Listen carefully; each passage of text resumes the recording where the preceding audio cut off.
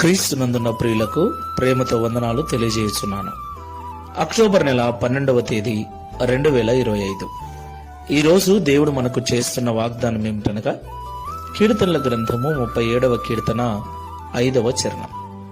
నీ మార్గమును యెహోవాకు అప్పగింపుము, నీవు ఆయనను నమ్ముకొనుము, ఆయన నీ కార్యము నెరవేర్చును. ఆమేన్. నా ప్రియమైన సహోదరి సహోదరులారా, ఈ లోకంలో జీవిస్తున్న మనమందరం కూడా ఉదయం లేచింది మొదలు రాత్రి పడుకునేంత వరకు అనేక మార్గాల గుండా వెళుతూ ఉంటాం. అనేక కార్యములు తలపెడుచూ ఉంటాం. మన కుటుంబ పోషణ కొరకు, ఈ లోకంలో బ్రతకటం కొరకు అనేక రకాల పనులు చేస్తూ ఉంటాం. ప్రియులారా, కొన్నిసార్లు గొప్ప గొప్ప కార్యములు సాధించాలని ఆశపడుతూ ఉంటాం. అయితే చాలాసార్లు మనం ఓడిపోతూ ఉంటాం. మనం అనుకున్నవి చాలాసార్లు జరగకుండా నిరుత్సాహానికి గురైన సందర్భాలు ఎన్నో మన జీవితాలలో ఉన్నాయి కదా.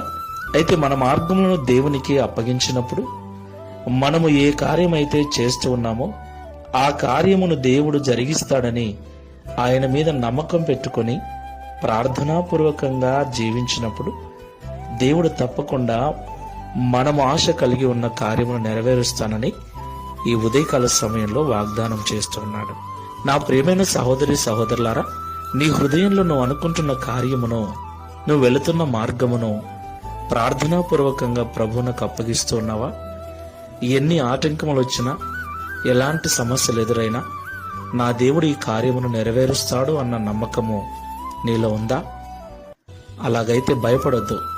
తప్పకుండా ఒకరోజు నువ్వు అనుకున్న దానిని సాధిస్తావు.